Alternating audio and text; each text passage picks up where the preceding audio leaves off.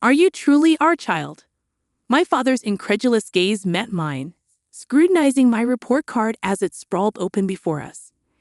Growing up amidst a family of esteemed physicians, I had always assumed that following in their footsteps was my destined path. Thus, from childhood, I diligently applied myself to my studies, consistently ranking at the top of my class. Yet, to my father, a doctor himself, mere excellence at a local level fell short of his expectations. In his eyes, success had to transcend the national stage to hold any true merit. Repeatedly bombarded with this lofty standard, my reverence for the medical profession gradually eroded. My name is Emily, born to a lineage of doctors. Alongside my older sister Jessica, we were the progeny expected to carry forth the family legacy. Unlike me, Jessica effortlessly excelled, basking in the favoritism of our parents. Her every accomplishment was celebrated, her slightest whim indulged. I couldn't help but envy her privileged position. Constantly measured against Jessica's towering achievements, I was consistently found lacking, despite the 5-year age gap between us. My inability to mirror her successes was perceived as a personal deficiency. Over time, my parents' attention waned, diverted entirely towards Jessica's pursuits. Even in moments of stress, Jessica's verbal assaults and occasional physical outbursts went unreported, for fear of disbelief. Enrolled in a prestigious college preparatory school, I harbored no aspirations of pursuing higher education. Enduring relentless verbal abuse, I made the decision to leave home, securing a part-time job to sustain myself. Graduating from high school, I found solace in employment at a tourist hotel, free from the toxic environment I once called home. 6 months passed without contact, until an unexpected call shattered my solitude. "Come home for the New Year celebration," my father's voice commanded, leaving no room for negotiation. Tradition dictated the reunion of our doctor-dominated relatives, a daunting prospect for me. With the weight of familial obligation bearing down on me, I acquiesced. Returning for a single day, I juggled my obligations at the hotel amidst the bustling season. At home, I was thrust into the role of the dutiful host, overseeing preparations for the annual gathering. Amidst the chaos, I questioned why this burden consistently fell upon me. Yet, guilt over my divergence from the family profession kept me tethered to their expectations. Though I had hoped my departure would sever ties, my father's summons proved otherwise. For now, I would honor the familial tradition, even if it meant enduring one more painful reunion. I had meticulously planned my homecoming to be swift, using my job as a convenient excuse.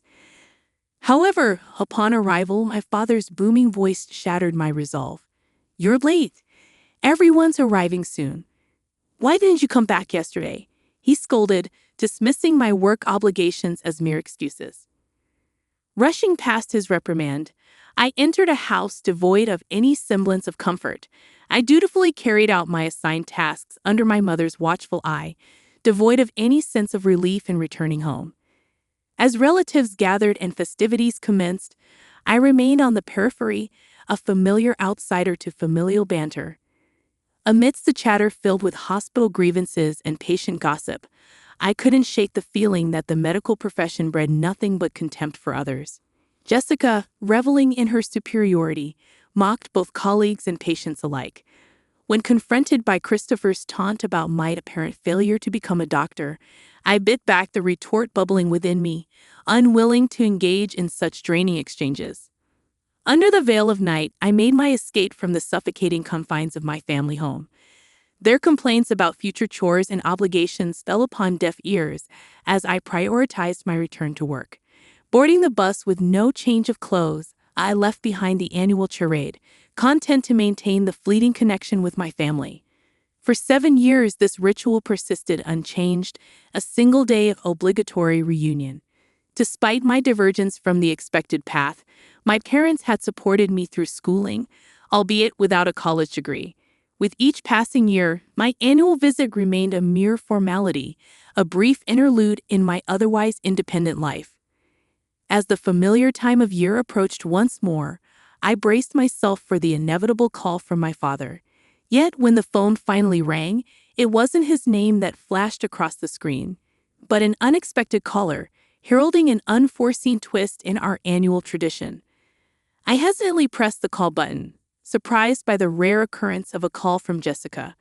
Anxious thoughts raced through my mind as I answered, fearing the worst about our parents. However, contrary to my apprehensions, Jessica's voice came through the line with an unexpected buoyancy. "Hey, you know that young CEO from your workplace? He's been all over TV lately. Haven't you noticed?" Her excitement was palpable, a stark departure from her usual demeanor. I struggled to comprehend her sudden change in attitude, unsure of where this conversation was headed. I tentatively responded, acknowledging the CEO's recent media presence due to the opening of new hotels. But before I could fully grasp the situation, Jessica eagerly interjected, expressing her interest in meeting him. "Introduce me to him. I've fallen head over heels for him ever since I saw him on TV. Plus, he's a young master, isn't he? He'd be perfect for me." Stunned into silence, I struggled to find the right words. Jessica's audacious request caught me off guard, her aspirations seemingly incongruent with reality. How could someone as arrogant as Jessica believe she could captivate the attention of someone like him? Before I could formulate a response, Jessica continued, steamrolling over any objections I might have. "You, a mere worker, probably haven't even met him. And even if you have, a plain woman like you wouldn't stand out to him." Her words cut deep, but I remained silent, unable to interject amidst her relentless monologue. As she rambled on, I attempted to interject, but Jessica's momentum was unstoppable. Her presumptuousness knew no bounds as she casually informed me of her plans to stay over when the CEO visited, confident in her ability to win him over with her beauty. I struggled to find my voice, bewildered by Jessica's audacity. "But Jessica, aren't you supposed to be considering arranged meetings for marriage?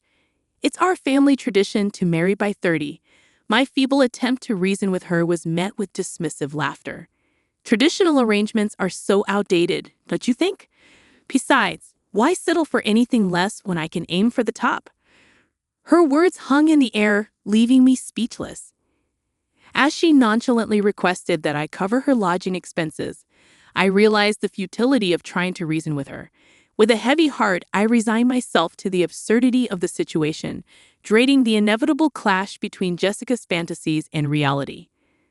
I was taken aback by the mention of arranged meetings. Hadn't Jessica already undergone that process? The thought of it left me disheartened, knowing the limited pool of suitable candidates. Just the other day, I was introduced to a 35-year-old man as a potential match.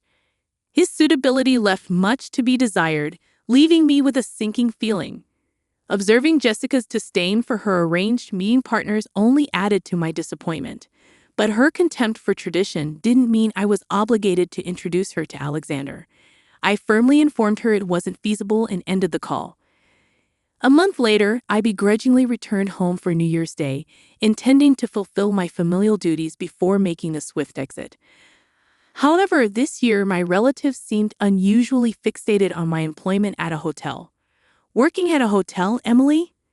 I'm surprised you can handle such a menial job," Christopher remarked, echoed by Mom's impressed tone about my ability to manage a job deemed less essential than theirs. Even Dad chimed in, expressing relief that my absence spared him from neighborhood gossip. The weight of their collective disappointment washed over me, confirming what I already knew. I was considered an embarrassment. Jessica's laughter only added insult to injury, her mockery cutting deep. But her words ignited a fire within me. In that moment, I shed the facade of compliance and unleashed pent-up emotions.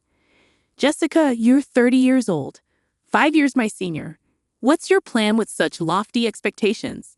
You'll find yourself left behind," I retorted, fueled by frustration. My outburst incited fury from Dad, demanding an apology. Yet their unwavering support for Jessica remained unchanged. She was their golden child, and I merely an afterthought. If that was to be my reality, then so be it. I longed for our family of 3 to remain together forever, but the reality was far from my wishful thinking. Despite Daddy's escalating rage, I sighed inwardly, knowing my sentiments would only stoke his anger further. "What's with that attitude? Who do you think raised you this far? Daddy's voice boomed, punctuated by Mom's solemn nodding. The echoes of their disapproval were mirrored by the relatives, their collective consensus a suffocating weight upon me. Fed up with the suffocating atmosphere, I braced myself to speak, only to be met with Daddy's cutting remark, branding me a failure who brought shame upon our family. His mocking expression fueled my resolve as I gathered my belongings, ready to depart. I will be returning after this year, I declared firmly, my words hanging in the air as I made my way to the exit. Expressing gratitude for everything up until now, I stepped outside, the weight of my decision settling upon me. As I reached the door, the sound of a car pulling up outside caught my attention. Peering out, I spotted a luxury car parked nearby. My parents and Jessica emerged, their curiosity piqued by the arrival.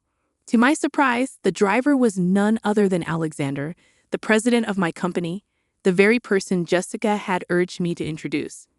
With a smile, I apologized for the delay, explaining that I was just leaving. "It's about time," Alexander replied, his smile hinting at an understanding that transcended words. With a casual farewell, I left my stunned family behind, their shock palpable as Alexander approached Daddy, leaving me to wonder about the unforeseen turn of events. "I apologize for the delayed greeting," I began before leaning in close to Alexander. "He's my fiancé.